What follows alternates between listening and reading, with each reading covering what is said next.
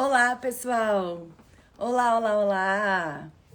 Pessoal, quero falar hoje com vocês sobre uma questão que vai com certeza aparecer na sua prova. Eu vou responder uma questão de prova hoje. A gente vai falar sobre uma matéria que ela é muito cobrada nas provas de concurso, ela é mais simples, ela é mais fácil, sobre princípios administrativos, mas uma questão da sua prova sempre foi, sempre vai ser sobre esse tema. Em toda a prova de concurso, uma questão é sobre princípios administrativos, ou seja, eu vou garantir para você o acerto dessa questão. Vamos lá? Gente, entenda, primeiro ponto, o que é princípio administrativo? Princípio, olha essa palavra. Princípio é o início de tudo, é a orientação base da atuação da administração. Beleza. Existem alguns princípios que são mais importantes do que os outros, prof? Não. Eu não posso falar que existe uma hierarquia entre princípios. Não existe. Existem o quê? Existem alguns supra-princípios, que são os dois princípios centrais da matéria de direito administrativo. Esses dois princípios não é que eles são mais importantes, é que eles vão delinear toda a atuação do Estado, toda a atuação da administração pública. Quais são esses dois supraprincípios? Primeiro princípio, princípio da indisponibilidade do interesse público. Segundo princípio, princípio da supremacia do interesse público frente ao privado. O que acontece? Num conflito entre o interesse de um particular e o interesse da coletividade, vai prevalecer o interesse da coletividade. Prof, quem é que busca alcançar o interesse da coletividade? O Estado. Como o Estado busca atender o interesse da coletividade e o interesse da coletividade é supremo frente ao interesse de um particular, o Estado vai ter mais poderes do que nós particulares. O Estado tem mais poder do que eu. Tudo bem. Por quê, prof? Porque ele busca atender a coletividade. Primeiro ponto. Entretanto, o Estado não pode abrir mão desses poderes. O Estado não pode abrir mão do interesse público. O Estado não pode usar esses poderes para atender outros interesses. Um agente público não pode usar um poder do Estado para se beneficiar, para prejudicar uma determinada pessoa. Não, porque o interesse público é indisponível. Ele não pode dispor do interesse público. Ou seja, toda a atuação do Estado vai estar voltada a alcançar o interesse da coletividade. Esses dois supraprincípios, eles vão orientar toda a atuação do Estado. A gente sempre vai ver que o Estado tem mais poderes do que o particular, mas esses poderes vão ser usados estritamente para atender o interesse público. O Estado tem muito poder, mas esse poder vai ser exercido em conformidade com a lei. Ou seja, o Estado tem poderes, mas também tem muitos deveres. Ok, entendi. Agora uma questãozinha que pode aparecer na sua prova. É possível atenuar a aplicação do princípio da indisponibilidade? Como assim, prof? Digamos um exemplo que eu já falei com vocês, mas vou falar de novo. Digamos que você deve tributos para o Estado, uma dívida de ICMS, e você não tem meios para pagar, você não tem dinheiro. Você só tem uma fazenda localizada no norte de Minas, e você oferece aquela fazenda para o Estado.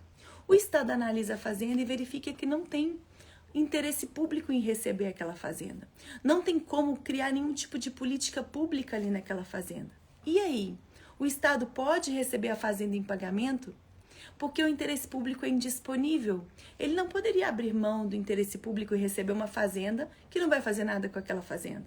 Pode ou não pode? Gente, em algumas situações é permitido o que a gente chama de atenuação do princípio da indisponibilidade do interesse público. Haja vista que a única forma que aquela pessoa tem de pagar aquela dívida, é a única forma que ela tem de pagar, o Estado pode receber aquele bem, depois vender aquela fazenda e com o dinheiro da alienação daquela fazenda, com o dinheiro da venda da fazenda, reverter esse dinheiro para uma política pública. Ou seja, houve aí a atenuação em princípio da indisponibilidade. No caso, a fazenda não tem um interesse público envolvido. Receber a fazenda, não posso realizar nenhuma política pública na fazenda, não tenho o que fazer na fazenda, a princípio. Então, o que vai acontecer? O Estado vai receber e depois vai vender esse bem. Esse é um exemplo em que ocorre a atenuação do princípio da indisponibilidade. Supostamente, como o interesse público é indisponível, o Estado não poderia receber aquele bem. Entretanto, haja vista que aquele é o único meio que o particular tem de pagar aquela dívida, o Estado recebe e depois vende aquele bem. Entendido, prof. Dito isso, vamos falar sobre cada um dos princípios. Prof, quais são os princípios mais cobrados nas provas de concurso? o princípio da impessoalidade e o princípio da autotutela. São os dois princípios mais cobrados, né? Quando a gente fala de princípio administrativo, eu tenho que lembrar para vocês dos princípios expressos na Constituição. Lembrando, galera, que o texto do material está todo colorido. Todas as partes em verde respondem a 100 questões de prova. As partes que estão em vermelho, a 300 questões de prova. E as partes que estão em amarelo, a mais de 200 questões de prova. Terminou de ler essa página?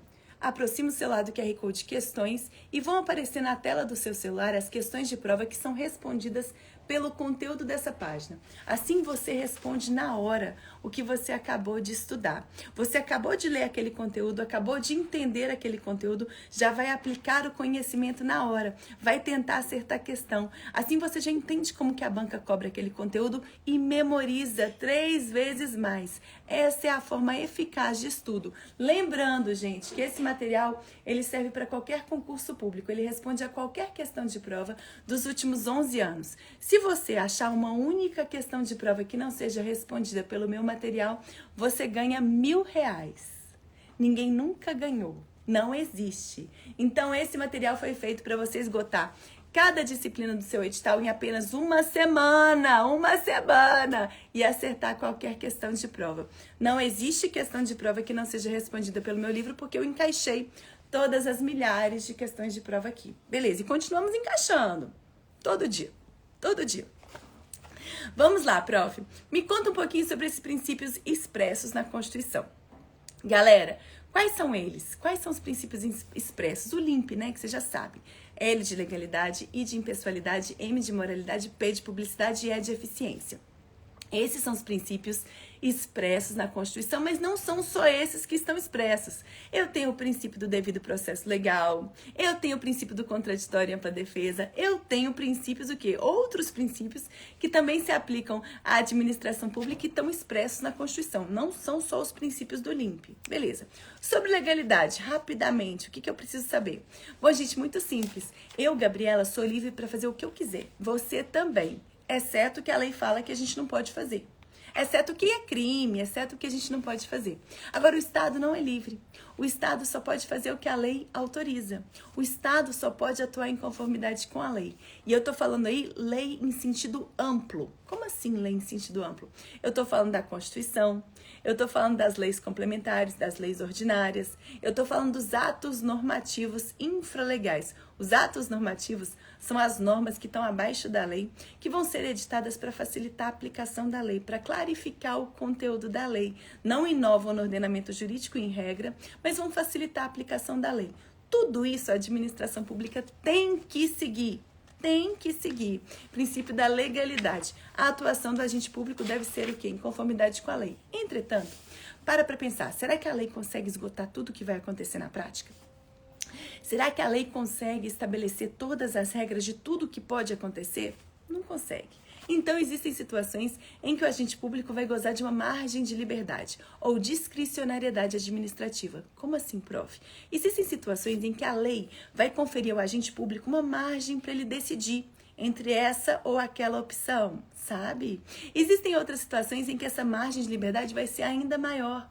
Prof, por que foi feito dessa forma? Porque a lei não consegue esgotar tudo o que pode acontecer, correto? Então, em algumas situações, quando a lei permitir, o agente público vai ter uma margem de liberdade, que a gente chama de discricionariedade. Discricionariedade ou mérito administrativo. Mérito vem de motivo, né? De motivação, esse mérito, esse M de mérito. Ou seja, o mérito é ligado à escolha do agente público. Ele está ali escolhendo entre essa ou aquela conduta, correto? Ele fez essa escolha. Isso a gente chama de discricionariedade. Margem de liberdade que a lei confere ao agente público para decidir como que ele vai atuar.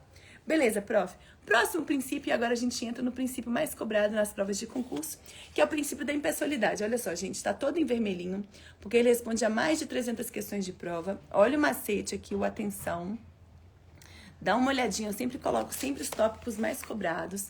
Eu sempre chamo atenção, a matéria aqui está completa, mas eu chamo sempre a sua atenção, para que você consiga o quê, gente? Perceber quais são os pontos mais importantes. Beleza? Nenhum outro professor ou cursinho do país fez esse trabalho. É um trabalho, gente, de 7 anos. 7 anos fazendo esse trabalho. Vamos lá. Quando eu falo de impessoalidade, a atuação do agente público ela deve ser impessoal. Como assim? Eu não posso levar em conta os meus interesses pessoais na hora que eu estiver atuando na máquina pública. Eu não posso querer beneficiar minha mãe, prejudicar meu inimigo. Eu não posso. Eu tenho que buscar atender ao interesse público. A minha atuação é impessoal.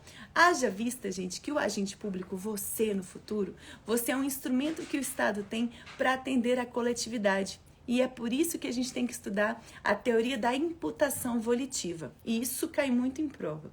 A vontade do agente público, volitiva, de vontade. A vontade do agente público é imputada à pessoa jurídica na qual ele está inserido. Como assim? Se você está trabalhando no INSS, quando você editou um ato administrativo, quem vai se responsabilizar por aquele ato é o INSS. Se você está trabalhando no TRE do Estado de Minas, e você editou um ato administrativo, quem se responsabiliza por aquele ato é o Tribunal Regional Eleitoral do Estado de Minas. Ou seja, teoria da imputação volitiva, ela fala que a vontade do agente público é imputada à pessoa jurídica na qual ele está inserido. Ou seja, gente, quem responde pela conduta dos agentes públicos é a pessoa jurídica na qual ele está trabalhando. Isso é impessoalidade. Você trabalha na máquina pública como um instrumento, uma ferramenta que o Estado tem para atender a coletividade. Primeiro ponto. Segundo pontinho, prof. Em razão disso, em razão do fato de que eu atuo de forma impessoal na máquina pública e eu atuo em nome da instituição na qual eu trabalho, é por isso que, por exemplo, se o ato que eu pratiquei, agente público, prejudicar uma pessoa, um particular, de forma anormal e específica, quem vai indenizar aquela pessoa que sofreu com aquele ato é, no caso, a instituição na qual eu trabalho. Exatamente. Se você trabalha no governo do estado de São Paulo, editou um ato que prejudicou um particular, o particular está sofrendo com aquela sua conduta. Ele sofreu um dano anormal e específico em decorrência da sua conduta enquanto agente público. O Estado de São Paulo vai ter que indenizar essa pessoa? Vai. Ele responde pelas condutas dos seus agentes. É claro, se porventura depois, no momento futuro, depois de indenizar o particular, o Estado conseguir ter indícios de que você agiu com dolo, você tinha a intenção de prejudicar aquela pessoa ou agiu com culpa, não estava trabalhando direito. Se você agiu com dolo ou agiu com culpa, o Estado, depois de indenizar o particular, de se responsabilizar, pode ajuizar uma ação contra você, sim, pleiteando o ressarcimento de tudo aquilo que ele teve que pagar para o particular. Isso está ligado à responsabilidade do Estado frente às condutas dos seus agentes. Gente, a gente vai chegar lá. Mas eu ainda vou falar com vocês que o Estado responde objetivamente pela conduta dos seus agentes, Quando os agentes públicos estão praticando medidas, o Estado responde por elas. Beleza. Além disso, prof, também tá ligado à impessoalidade, gente, à vedação da promoção pessoal. Olha só, eu não posso ter uma placa escrito obra do governador do Estado. Eu não posso. Aquela obra não é do governador do Estado.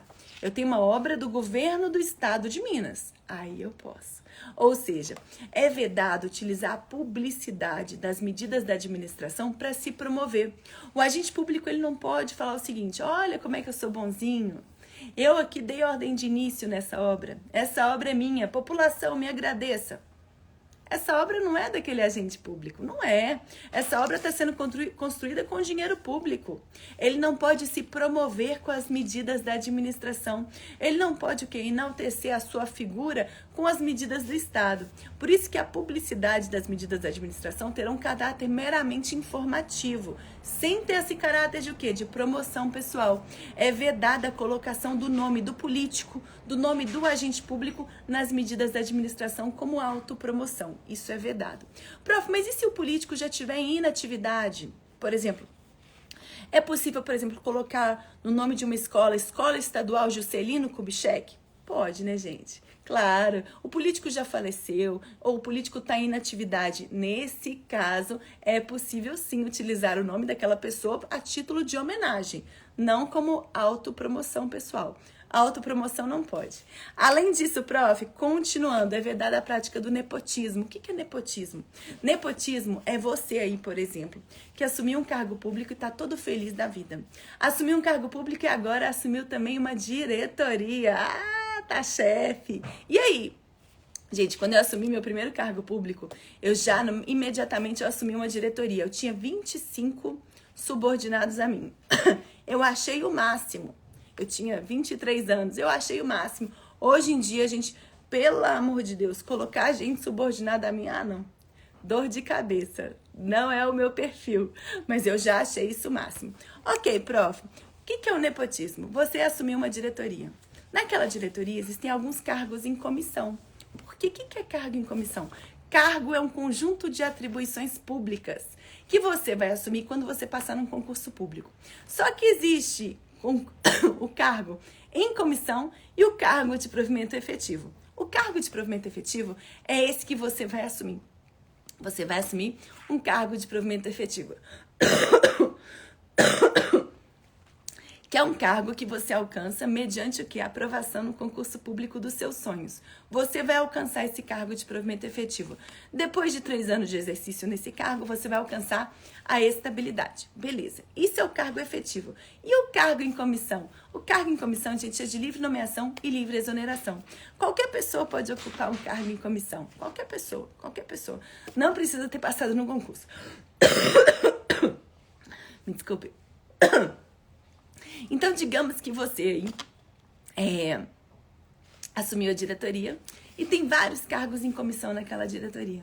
Você resolve, então, resolver o problema da sua família. Você pensa, se eu der um cargo para minha mãe, outro cargo para o meu pai, outro cargo para o meu irmão, eu resolvo o problema da família toda. Ninguém vai ficar pedindo dinheiro para mim. Pode? Não pode. É vedada a prática do nepotismo, galera. Olha só como é que está o texto da súmula. Nepotismo é nomeação de pessoal até o 3º grau. Vocês viram aí? Até o 3º grau. Primo pode? Primo pode. Primo pode. Então, eu não posso nomear minha mãe, meu esposo, não posso. Agora, primo pode? Primo pode. Além disso, é vedado o que a gente chama de designações recíprocas. O chefe não pode combinar com outro chefe assim, olha, nomeie meu pai, que eu nomeio seu irmão. Essa combinação também é vedada. E essa também está ligada à impessoalidade, né, gente? Como o agente público ele é impessoal, ele não pode atuar usando os seus interesses pessoais. Ele não pode usar os cargos em comissão para resolver o problema da família dele. Não. A atuação do agente público deve ser impessoal. Ele deve buscar atender a coletividade. Prof, quanto aos cargos políticos, como é que funciona? Gente, cargo político é aquele cargo que está ligado àquelas pessoas que foram eleitas, né, para exercê-lo. Então, é cargo político o cargo de presidente, o cargo de governador, o cargo de prefeito. Mas, além desses, os cargos políticos são daqueles que estão logo abaixo do chefe do executivo. É cargo político o cargo de ministro de Estado, é cargo político o cargo de secretário de Estado, é cargo político o cargo de secretário municipal. Então, são cargos políticos ligados ao quê? Aquela função de governo que eu já falei com vocês, que é a função de tomar as grandes decisões do Estado. Quando a gente fala de cargo político, a vedação, a prática do nepotismo não alcança esses cargos. Como assim? Eu posso ser eleita para ocupar o cargo de governadora do Estado de Minas e posso nomear a minha irmã Raquel para ser secretária de Estado? Sim. Se ela demonstrar que tem capacidade técnica, estudo, né, conhecimento para desempenhar essa atividade, sim, ela pode.